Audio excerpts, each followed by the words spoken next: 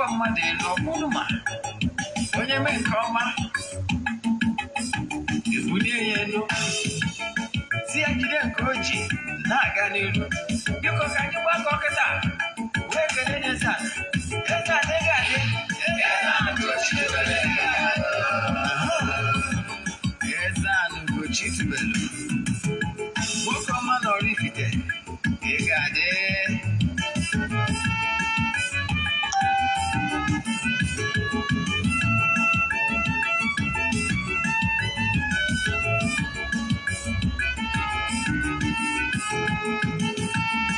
Odinana bụ eziokwu Odinana bụ ụzọ ndụ ịma na o nwere olu na-eti mkpu na-asị ụmụ Igbo chigharịa ụmụ Igbo chigharịa kwa mbọsị ọ na-eti n'ụtụtụ n'abalị ọ nọ na nkụzi Eze-Ana Ugochi tubelu onye ọma na oraifite onye mgbasa ozi ọma ọdịnala gaba n'ihu Eze-Ana Ugochi tubelu onye ọmalije eme ọnụ ọdịnala bụ ụzọ ndụ gaba n'ihu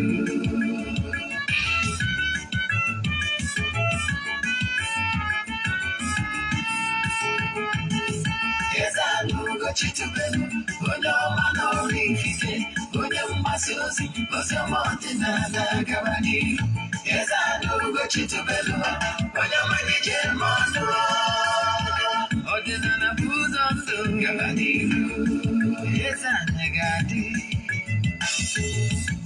Ugochi tubelu ga-adị Ugochi tubelu tempụl ọ ya adị maka na eziokwu anwa jaja ndị okenye anyị front and back ndị ochie anyị front and back fadi asịkala aka ụfọdụ ụmụ Igbo si anyị rapụ nke anyị na nke fa ka mma buru Baịbụl bịa akwụkwọ akụkọ mepekwa chọọchị fa obodo ụka bịakwa mmanụ Ugochi tubelu ekweghị ekwe Eze-Ana si n'ọma mme ọdịnala amanwụ chacha oge ọbụla ọ na-eti ọ nọ na nkụzi Chukwu abịa ma gbaa gị ume ọdịnala ya dị Eze-Ana Ugochi tubelu onye ọma na oraifite onye mgbasa ozi ọma ọdịnala gaba n'ihu Eze-Ana Ugochi tubelu onye ọmalije eme ọnụ ọdịnala bụ ụzọ ndụ gaba n'ihu Uruchiọma nọ anyị abịakwara n'oge awa nke eziokwu nke ọ bụ mụ nwa Ogbuefi Eze-Ana Ugochi tubelu na oraifite na-anọ n'isi ya oraifite dị na Anambra steeti abụ m onye isi nchụaja Ugochi tubelu na tempụl anyị na-agba afa mmiri emi rụkwazi ọrụ mmụọ dị iche iche abụkwazi m onye isi nchụaja na ọdịnala Restoration Prayer Ministry bụkwazi onye mgbasa ozi ọdịnala Igbo. My mission is to help people live better life. N'oge awa nke eziokwu oge anyị ji adọwa eziokwu agwa isiokwu anyị n'ụbọchị tata bụ gịnị bụ Agburum personal liberation ọnya bụ isiokwu anyị mana bifo nga n'iru ọkwa dị mkpa bụ na aja anyị na-achụ kwa ọnwa nke ọnwa Ọktoba ga-ebidokwa na Ọktoba 6 last year for 14 days mechie na Ọktoba 19 aja anyị na-achụ na tempụl kwa ụbọchị for 14 good days emesịa ya tụcha aja n'ụtụtụ na 19 awa ya bụ 14 days ya eburu emesara aka ndị na-esonye bụ na aja amadugo ka esi esonye na ya maka gị nwawo onye ọfụ ihe ị ga-eme bụ isonye na aja ihe niile forward ya 3 prayer request then make donation token to the account number chat isi ebe nye gị more details etu ihe esi wee sonye nke ọma ya so ihe niile bụ chat na WhatsApp 08057837672 I repeat 08057837672 nke bụ ọkwa dị mkpa bụ nke bụ ụbọchị Wednesday ụbọchị anyị ga-eme counseling, anyị ga-eme administration, ọdịnala administration. So ị nwere ike isonyere anyị oge anyị ji ekwubi okwu n'isi ndị mmadụ. Then Sunday bụ ga-abụ counseling, bidokwazi from 1 p.m. That is for counseling. However, mgbe ọ bụla iji uzuru ebe na the temple, make sure na chat them na WhatsApp, book appointment. They might talk and them mother bia career or them mother or them will keep for the day. I am alone every day, Monday to Sunday. However, but you already in here. Go over them. Then of course I able he was Rema. Ugochi to na temple. Came for Anderson and I be a few minutes late. All because of technical issues. However, issue Agburum. Let me explain some certain things for you today. I try to make this video for this short. Give you a weekend where we can share with you.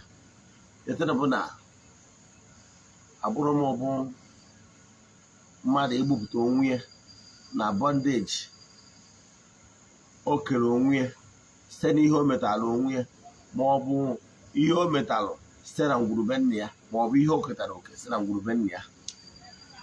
O nwere ụzọ mmadụ si eketa oke na ajọ omume nke ndị bụ nna. Ọ dịkwa na ancient book na a ga-eji ajọ omume nke ndị bụ nna wee neta generation ya nke ịnọ. So if that is why you should avoid son, a commit crime, because it's not only you, you have a way of affecting your bloodline. You are weak away Selanka. Bob and for Nagi, Bob Wojo and Amatragi, Bob Wojo Sonabro. Then he would they got condemned with what is not right. Ị ga-ekwu plan ọnya bụ ihe ndị gboo ji wee ka nka. Ị akpọrịrị ihe ọjọọ bụ ihe ọjọọ. Onye gụrụ egwu ozugbo si kpọọ ihe ọjọọ ihe ọjọọ, kpọọ ihe ọjọọ ihe ọjọọ, kpọọ ihe ọjọọ ihe ọjọọ. Akpọ na ezi omume ihe ọjọọ. Pụtara ya? So mgbe ọ bụla akpọrọ gị, ọ bụrụ na ị nọfụ ka ikwu gị ma igbe gị na-emegide nwaanyị bịara ije edi, ma ọ gị na-emegide nwe nne na enwe nna, onye nwere onye ya ekwuru ya, ma ọ bụ na-anara mmadụ oke ya kwupụrụ ana. Ọ bụrụgoro eri na-ewo the minority na okwu ikwuru cannot change anything. Say it out by so doing ka mmụọ ka iwe gburu onwe gị.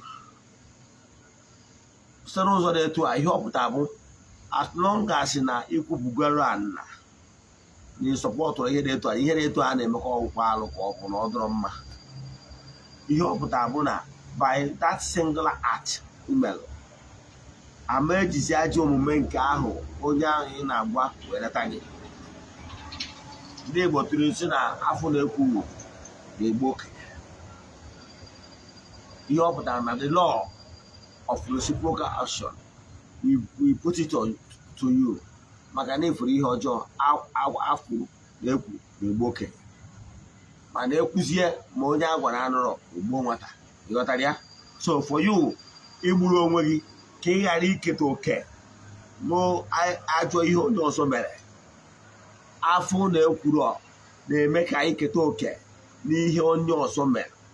So ọ bụrụ na ya forefathers, etu ị ga-esi wee were ọjị na akwa ọkụkọ Igbo wee yọtuo mmụọ niile dị be nna gị na mmụọ dị be nne gị, yọghasị ha na ọ bụgoro ore na ngwurube nna gị bụ ngwuru ebe emewuru nwaanyị bịara ije di, ma ọ bụ na-emewuru nwa enwe nne nwa enwe nna ka e wee narị oke ya na anya bụ ihe n'aka gị na ụkwụ ga-adụrụ ya na ihe mara ama gị, maka ihi na ịbụrụ onye na-asọpọtụ ịnara mmadụ oke ya.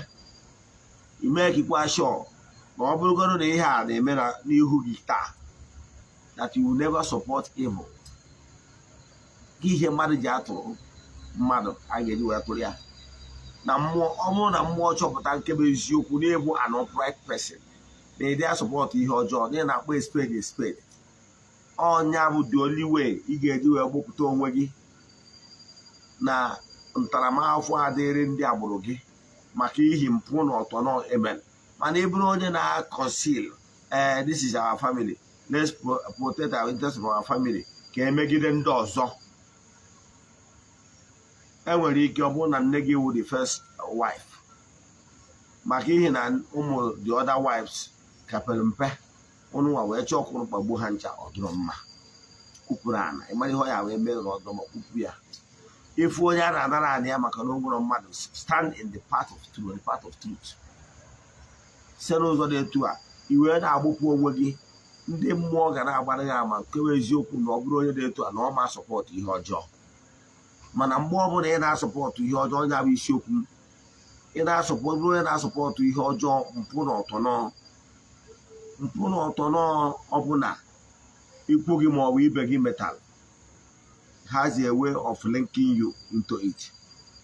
Mana ị bụrụ onye na-akpọ ihe ọjọọ, mpụ na ọtọnọ ọbụla emelụ, ma nke ịfụrụ n'anya ikwuru na ọ dịrọ mma, ma nke ịfụrụ n'anya for the fact na ya life abụrụgo a life of honest man. By so doing, isi n'ụzọ dịta wee gbupụ onwe gị.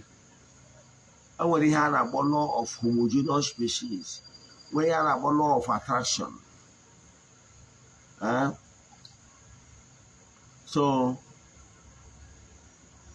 now those laws, Mariana, whatever you give out is what you receive. Those laws, Mariana, then were nemesis, then were karma. Galatians 6:7 say, God can never be mocked. Whatever you sow is what you reap. So if you sow greediness, your joy in creation, naturally it will flow back to you, the originator.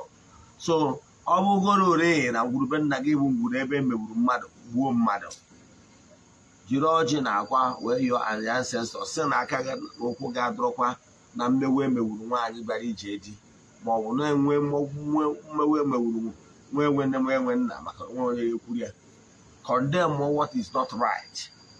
Then yọzie ndị nna nna gị ha na the forces of nature na mmụọ ndị anjelu nke Chukwu, ndị ọrụ ha bụ ịfụ maka kama na nemesis, yọọ ha si ha na aka gị na ụkwụ gị adọrọ na ihe menụ dị afọ ha ejide ihe ịmara ama gị.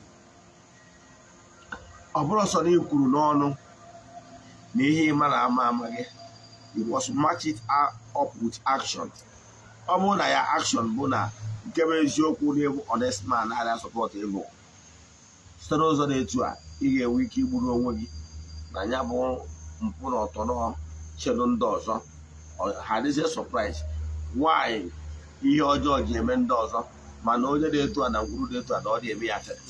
Ọ maka na onye dị etu a asọpọtụrụ ihe ọjọọ ịga n'ihu na ngwuru a. Achọrọ ka m kwụsị ebe a, chọrọ ka vidio atọ ogologo nnukwu. Ọ bụrụ na ị nwere ajụjụ na nkụzi a, then send a message na WhatsApp 08057837672, ma ọ bụ na ị chọrọ ka agbara gị afa mmiri emi, sendịkwara m message na ya WhatsApp 08057837672. Ọ bụrụzie na ị chọrọ ka ị wọcha vidio in full, jee na my YouTube channel Ogbuefi EZE-ANA Ugochi tubelu oraifite. Ya gazienụ n'aha Chukwu okike nke pụrụ ime ihe niile, onye ike niile si n'aka ya bịa. Ekwubie m okwu ngosi n'isi ndị niile viewers all over the world, ebe ọ bụla onye anọ na nọrọ under the influence of my voice. Distance abụrụ ebara ya. Let them, those men and women of pure heart, I'm pleading on their behalf as onye nchụaja, ebe ọ bụla ntaramahụhụ ọbụla dị na ngwuru ọbụla ha si, mana ụdị ndị a abụrụgo ndị sịrị na ha sọpọtụrụ ihe ọjọọ. May the mercy and favor of forces of nature be with them. Ka o wee napụta ha na ntaramahụhụ ọbụla abụna ntaramahụhụ ọbụla dị na ngwurube nna ha, ka ha ghara iketa oke na mpịawa azụ so agbụrụ na-eme ihe ọjọọ. N'aha Chukwu okike nke pụrụ ime ihe niile, onye ike niile si n'aka ya bịa. Ya gazie n'ọfọ.